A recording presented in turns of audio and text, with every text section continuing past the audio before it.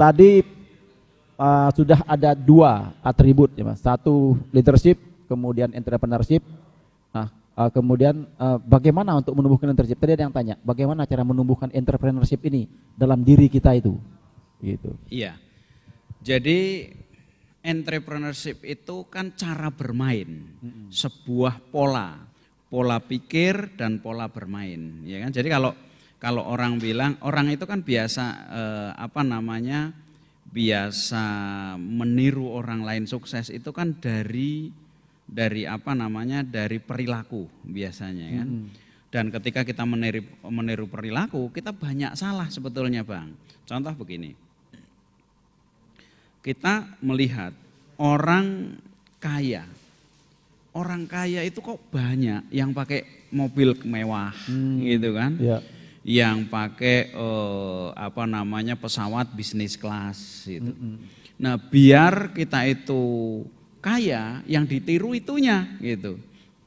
Maka yang terjadi bukannya tambah kaya, tambah sengsara, gitu kan?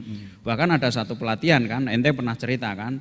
Ada pelatihan yang melarang orang-orang yang ikut itu, pengusaha-pengusaha itu untuk makan di warteg gitu.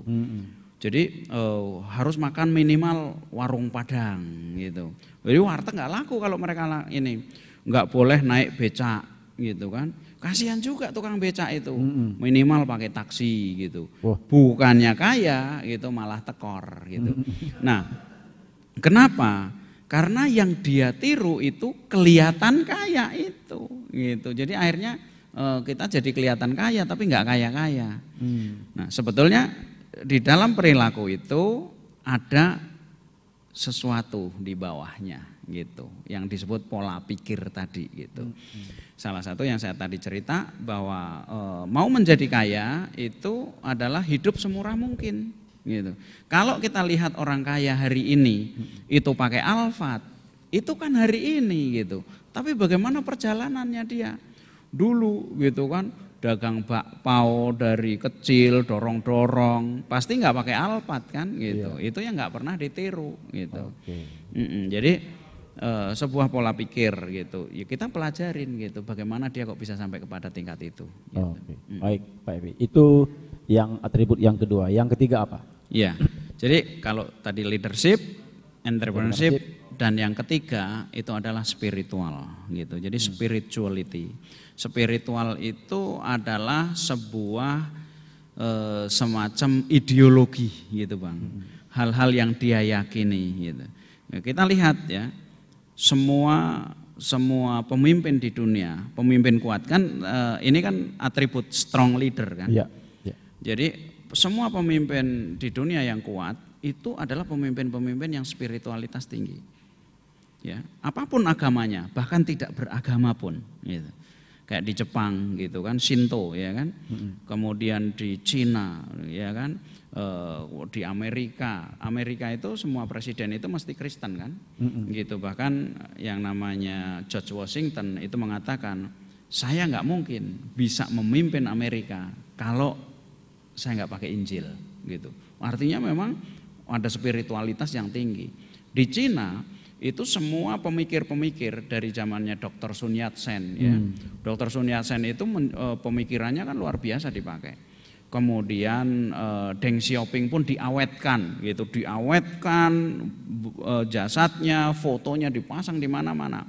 Untuk apa? Untuk menghidupkan spiritualitas. Gitu. Ini loh gitu ajaran-ajaran dia. Gitu. Nah, tentu di IBF kita itu membangun spiritualitas itu sesuai dengan nilai-nilai kita yang kita yakini, akidah kita, ya, yang bersumber kepada Al-Quran dan hadis. Itu. Makanya di IBF kita bilang kalau kamu mau sukses gitu ya, jangan pakai riba dong gitu. Riba ini selalu kenapa? Karena Allah hancurkan kamu itu kalau pakai riba. Gitu. Nah, Islam memiliki sebuah konstruksi pemikiran, ya, konstruksi spiritual yang sangat jelas gitu. Ya, kalau menurut Imam Al-Ghazali itu keyakinan Anda itu bersumber pada 2 poros gitu. Yang pertama adalah poros di mana kalian meyakini dan merenungi ayat-ayat Al-Qur'an. Firman-firman Allah. Kalian memahami sabda Rasul. Kalian mendengarkan nasihat orang-orang soleh. Itu satu poros yang kalian harus ada di situ. Ya. Nah, sementara ada poros yang lain, yaitu poros yang nggak ada urusannya sama itu, gitu. Poros-poros yang dikatakan oleh Imam Al-Ghazali itu adalah ini kata-kata orang bodoh, gitu. Perbuatan orang lalai, gitu. Bisikan nafsu itu adanya di sini. Nah, kenyataannya kalau kita lihat pengusaha-pengusaha di Indonesia, ya mereka ketika membangun bisnis kok susah banget ya, gitu. Dibangun itu susah banget. Kita terjebak kepada pencarian terhadap teori-teori yang sesungguhnya nggak ada hujahnya sama sekali, gitu. Tidak ada ayatnya, nggak sesuai, gitu. Contoh yang paling gampang adalah teori beternak uang, gitu. Itu memang kelihatannya kan gampang menciptakan uang luar biasa, ya. Tetapi ini nggak ada hujahnya. Dalam kategori Imam Al-Ghazali ini adalah omongannya orang-orang bodoh, gitu. Yang nggak boleh, yang nggak perlu kita ikuti, gitu. Nah, persoalannya kita di kanan enggak, di kiri enggak. Jadi tidak ada porosnya, gitu. Mungkin poros tengah kali ya, gitu ya. KMP ini. Iya. Gitu Bang, jadi spiritualitas itu yang membuat strong leader. Orang yang tidak jelasnya, kalau mau poros kiri sekalian itu sebagai spiritualitas dia mungkin aja jadi, gitu. Karena kata Allah mengatakan kalau kamu nggak mencari aku, ya aku sempurnakan pekerjaan kamu. Ya kan, kamu mau jadi rentenir, kamu mau jadi ini, ya silakan, gitu kata Allah. Tapi kalau kamu mau menggunakan kaya dengan cara Allah, dengan cara aku, katanya, perbanyaklah sedekah, jujur jadi orang, kemudian tinggalkan riba, kemudian ya kalau teman-teman merumuskan banyak sekali ya, ada tapi semua yang bersumber kepada perenungan terhadap ayat-ayat Allah. Nah, inilah spiritualitas yang harus kita bangun. Gitu. Makanya orang yang sangat tinggi spiritualitas itu hidup hatinya, gitu. Hidup hatinya sensitif terhadap persoalan-persoalan. Dan ketika memutuskan itu, coba kalau orang memutuskan itu bertawakal, gitu kan. Ya, aku serahkan kepadamu ya Allah, Engkau yang Maha Tahu, gitu kan. Begitu memutuskan ya enak, mau salah mau benar, gitu bukan urusan kita, gitu. Kalaupun salah, gitu, Allah sebetulnya sedang menyiapkan sebuah rencana yang kita tidak ketahui. Jadi maka orang-orang ini kata Allah, aku bebaskan dari dua hal. Yang pertama adalah rasa sedih, yang kedua adalah rasa khawatir. Itu spiritual. Sehingga gimana orang yang nggak ada sedih, nggak ada khawatir, mutusin tuh gampangnya minta ampun, gitu. Cepet aja, gitu. Gimana nih? Enggak, gitu. Gimana? Oke, gitu. Kelihatannya bahaya ini. Ya oke lah, ini kelihatannya ini sebuah panggilan buat kita, gitu kan. Gitu, Bang. Ya, spiritualitas, ideologi, apa ya bedanya antara ideologi dengan spiritualitas tuh? Karena ideologi kan ada juga ideologinya, misalnya ideologinya uang, ideologinya materialisme, ideologinya Leninisme atau apa. Tapi kalau spiritualitasnya apakah ada hubungannya dengan agama atau gimana? Jadi begini, tentu sama gitu. Ketika kita bicara tentang sebuah karakter, ya, karakter itu kan ada baik, ada buruk, gitu. Yang mana yang disebut berkarakter? Dua-duanya berkarakter, gitu. Yang tidak berkarakter itu yang nggak jelas, gitu. Apakah Fir'aun itu berkarakter atau tidak? Gitu. Ada. Berkarakter, sangat gitu. Makanya dia strong leader juga, Bang, gitu. Dia kalau nggak strong leader mana bisa ngatur orang itu semua, dihajar semua.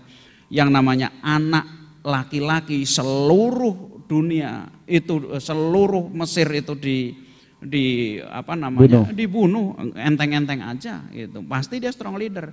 Tapi apakah karakter dia baik atau buruk gitu kan? Buruk, tapi buruknya itu beneran gitu. Nah, demikian juga spiritual gitu. Spiritual. Apakah dia di kanan atau di kiri gitu. Asal tidak terombang-ambing itu ya spiritual. gitu. Anda boleh gitu, orang yang begitu percaya kepada dukun gitu, ya spiritual juga kok gitu. Iya kan? Itu yang nyembah batu itu spiritual juga gitu kan. Keyakinan gitu. Ideologi itu kan sesuatu yang sangat yang diyakini lah gitu. Apakah itu buatan manusia ataukah bersumber kepada apa namanya agama-agama samawi gitu ya, apakah itu berdasarkan firman, tetapi tetap aja menjadi sesuatu yang diyakini gitu, tidak peduli itu gitu. Ketika dia itu sangat meyakini, ya, itulah yang disebut spiritual menurut pandangan saya. Oke. Jadi spiritual ini ukurannya apa? Ngelihatnya tuh kan kalau leadership tadi bahwa semakin kita cepat memutuskan, ya, maka kita semakin memiliki leadership kuat. Spiritual itu adalah integrity ukurannya. Jadi menjadi manusia yang utuh gitu. Menjadi manusia yang utuh, enggak koclak gitu loh Bang. Gitu. Coba tahu enggak koclak itu? Enggak. Koclak itu koclak itu kalau gelas itu setengah isi setengah penuh, itu koclak gitu ya, gitu. Penuh gitu. Utuh gitu ya. Walaupun makanya ciri-cirinya spiritual itu begini. Ciri-cirinya itu dia itu jadi dirinya sendiri gitu. Itu spiritualitas. Dia punya keyakinan yang meskipun orang-orang itu katakanlah dalam 100 orang dia cuman sendirian, aneh sendiri. Nah, itu yang dia spiritual gitu. Kalau di Indonesia saya kasih contoh itu dua kutub, dan dua-duanya ini sahabat saya nih.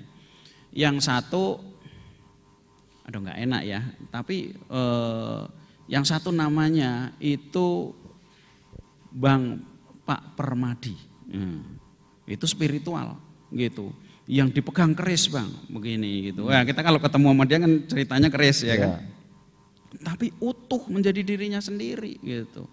Wah kalau cerita itu kan bagaimana gitu beliau itu ngadep kepada leluhurnya, kemudian berbicara kepada leluhurnya, itu utuh gitu. Kita ngomong pengajian, kita sembahyang itu ya tenang aja, beliau ngerokok gitu kan. Kira-kira begitu. Yang satunya kiai lah banyak kan gitu. Itu sama-sama spiritual gitu. Tetapi ada spiritual itu kan dari kata spirit ya. Spirit itu artinya adalah ruh gitu. Jadi apa yang ada menjadi ruh gitu Anda gitu. Cara berpikir Anda, apa yang Anda yakini, apa yang itu spiritual gitu. Bedanya dengan tauhid ini apa nih Lok? Agak bingung sebenarnya. Bedanya dengan tauhid. Tauhid itu kan mengesahkan Tuhan, teologi. Iya. Di dalam spiritual itu ada yang pakai tauhid gitu. Ada yang tidak kan? Ini gitu. mohon maaf nih teman-teman bukan. Lah ente kan ngaji, ente mestinya kan bisa jelasin kepada saya. Iya kan? Gitu. Nah, apapun istilah spiritual. Ini kan sebuah istilah, Bang. Iya. Yang Anda boleh mengartikan sendiri, orang lain boleh mengartikan sendiri. Dalam konteks strong leader, spiritual itu adalah ruh yang menjadi pola pikir yang mendarah daging gitu, yang mengalir di dalam darahnya. Nah, cuman bedanya begini, kalau Imam Al-Ghazali, makanya Imam Al-Ghazali mengatakan bahwa keyakinan itu bisa bersumber dari dua poros gitu, poros kanan atau poros kiri gitu.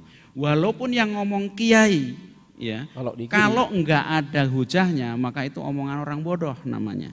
Ya, contohnya nih gitu. Wah, ini apa namanya? Wah, saking spiritualnya nih dia itu kan. Dia melihat bahwa sebentar lagi terjadi ini itu. Itu kan orang spiritual nih ceritanya. Dia kiai namanya. Ada enggak hujahnya? Kalau enggak ada hujahnya berarti itu adalah omongan orang bodoh menurut Imam Al-Ghazali. Maka kenapa? Jadi Imam Al-Ghazali itu mengatakan ciri-ciri spiritualitas keyakinan yang berasal dari poros kanan itu 3. Satu itu perenungan ayat-ayat Allah. Yang kedua itu adalah sabda Rasul, pemahaman terhadap sabda Rasul. Yang ketiga nasihat orang soleh gitu. Nah, orang soleh ini perlu didengar.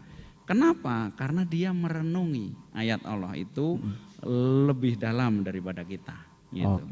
Bahkan dalam satu ayat pun Allah bisa memberikan petunjuk dalam berbagai perspektif gitu. Enggak bisa habis itu gitu. Nah, selain daripada itu maka disebut omongan orang bodoh. Nah, pintar Bang Nah, Aswandi ini ya. saya ngaji, ini lagi ngaji.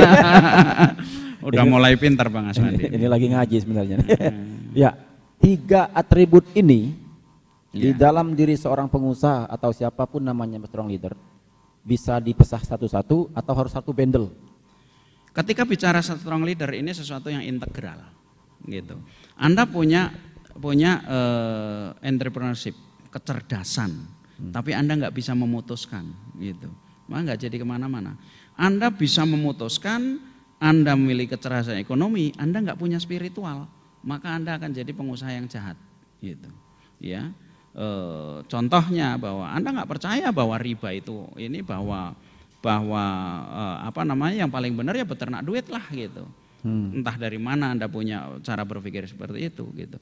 Nah, hampir semua pemimpin-pemimpin dunia itu kan memiliki entrepreneurship, memiliki leadership gitu kan. Tetapi spiritualnya aja apakah di kiri atau di kanan. Kalau dia di kiri dia menjadi orang yang baik, walaupun termasuklah gitu yang agama-agama seperti Buddha gitu kan luar biasa orang-orang ya kan. Gitu Mother Teresa itu kan juga luar biasa juga, spiritualnya luar biasa gitu. Tetapi ada Fir'aun juga gitu. Fir'aun ada bersumber dari mana gitu. Dia punya tukang sihir juga banyak gitu kan. Dia punya sesuatu yang dia yakini sendiri gitu. Jadi integral. Ketika ngomong kehilangan dari salah satu itu maka kemungkinan besar orang yang memiliki leadership tinggi itu juga karena memiliki spiritual tinggi. Oke. Jadi kalau kita kembali kepada tema kita hari ini adalah membangun kekayaan dengan ilmu. 3 ini ilmu itu posisinya di mana? Pada entrepreneurship atau pada ketiga-tiganya? Mengisi tiga-tiganya. Apakah seseorang itu bisa memiliki spiritual tanpa mengaji misalnya? Tanpa membaca, kalau kita bicara merenungi ayat-ayat Allah, apakah dia bisa gitu tanpa membaca? Itu kan ilmu Bang gitu. Cara bermain kaya gitu misalnya. Ada orang yang terjadi dengan begitu saja. Ya, ada yang melupakan pencarian, ada yang dia itu belajar keilmuan. Sebetulnya kalau kita lihat contoh yang tadi saya sampaikan, simplicity itu hampir orang-orang kaya di dunia itu memiliki itu. Apakah dia itu sengaja belajar, ataukah diajarin orang tuanya, ataukah dia menemukan sendiri, memikirkan sendiri, ya kan? Jadi ilmu itu adalah memperkaya gitu, mempercepat pencarian ya. Maka ada juga ilmu yang nggak bisa masuk juga gitu kan, karena tidak sesuai dengan nilai-nilainya gitu. Beternak uang kan sebuah ilmu juga yang berkembang kan gitu. Tetapi apakah bisa masuk? Ente beternak uang enggak gitu. Enggak kan. Gitu bebek aja susah gitu apalagi uang kita beternak. Ternak ayam aja saya. Oke. Ada pertanyaan nih dari beberapa, tapi satu yang agak ini dari mana nih? Dari Jogja, Tegal, dari anak Magistra Utama, Mas. Apa bedanya ilmu dengan skill itu, Pak? Itu gitu. Kalau apakah menurut dia ini kalau berbisnis tidak hanya sekedar perlu ilmu, tapi juga skill. Nah, apa beda antara skill dengan ilmu? Iya. Jadi gini. Kalau Anda lihat tukang, ya, Anda lihat tukang. Ya. Tukang dari kampung-kampung itu dia bawa palu kan gitu, bawa palu.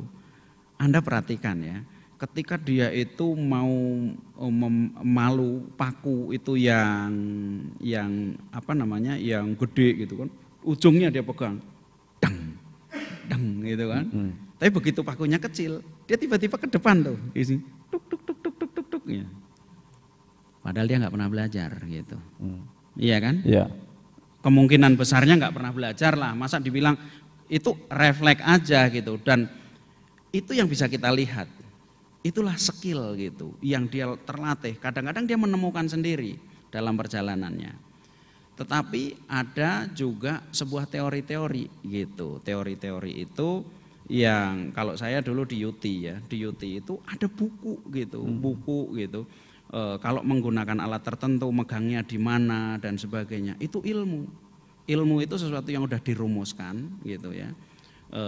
Sepertilah definisinya teori. Sebuah teori itu sesuatu yang sudah dirumuskan, teruji berkali-kali, dan bisa dilakukan dimanapun gitu. Kira-kira seperti itu. Oke. Ya, jadi kalau ngomong ilmu itu keterampilan, skill itu keterampilan gitu. Ilmu itu adalah sebuah konsep gitu. Oke. Ya. Itu definisinya. Ya, Anda boleh mendefinisikan dengan cara lain juga. Seperti saya mendefinisikan entrepreneurship, definisinya apa? Banyak orang mendefinisikan, tetapi saya memilih mendefinisikan entrepreneurship itu adalah bermain kaya, gitu ya. Oke. Gitu. Oke. Baik, sahabat pejuang, kita masih ingin melanjutkan sebenarnya, tetapi ini tampaknya waktunya sudah sangat mepet, Pak Happy. Jadi sebelum kita tutup, barangkali untuk memberikan konklusi atas segala perbincangan kita dari awal, dari ceritanya Mas Bambang dengan ilmu segala macam, termasuk dengan atribut 3 atribut tadi, bagaimana anunya Pak Happy? Silakan berikan closing statement untuk memberikan pegangan buat teman-teman kita. Baik, jadi menjadi pengusaha itu adalah sebuah tantangan yang tidak mudah ya. Karena menjadi pengusaha itu harus memutuskan setiap hari. Memutuskan setiap hari. Pengusaha dituntut untuk bergerak terus maju, untuk membuat bisnisnya itu jalan gitu. Karena kalau pengusaha mengatakan bahwa saya yang penting itu bisa membayar, maka kemungkinan besarnya dia akan jatuh dalam utang gitu ya. Nggak bisa bayar supplier, nggak bisa bayar ini. Nah, perjalanan membangun kompetensi, perjalanan membangun diri itu membutuhkan pengalaman yang dan membutuhkan ongkos yang dalam banyak hal itu sangat mahal buat para pengusaha. Tidak sedikit pengusaha yang ketika jatuh tidak mampu bangun lagi karena tidak memiliki semangat yang cukup. Maka untuk memastikan diri kita bisa melewati semua, bisa melewati dengan lebih ringan, lebih mudah, carilah mentor gitu. Carilah mentor yang bisa mengajarkan kepada Anda pengalaman-pengalaman yang tidak harus Anda lalui sendiri, yang bisa memberikan ilmu-ilmu yang Anda butuhkan gitu, sehingga Anda bisa menjadi pengusaha yang sesungguhnya. Terima kasih. Oke, baik Pak Happy, terima kasih banyak telah memberikan banyak wawasan ilmu kepada kita semua, sehingga mudah-mudahan ini akan menjadi bekal, inspirasi, energi dan lain-lain buat kita semua. Dan bagi teman-teman di seluruh tanah air, sahabat pejuang, pastikan Anda selalu ikut di saluran ini untuk membuat hidup lebih bertumbuh, perusahaan kita naik, berkembang, dan kehidupan kita pun menjadi lebih baik. Mudah-mudahan dengan acara ini tetap istiqomah, dan saya sebagai pembawa acara minta maaf kalau di dalam menyampaikan ada kesalahan, dan mudah-mudahan kita selalu istiqomah tetap berjuang di jalannya untuk membangun diri, membangun perusahaan kita, membangun keluarga, dan membangun bangsa dan agama kita. Sebagai closing penutup, kita sambutlah dengan penuh semangat, salam kebanggaan kita. Beli Indonesia, bela Indonesia. Demikian akhirul kalam, billahi taufiq hidayah. Assalamualaikum warahmatullahi wabarakatuh.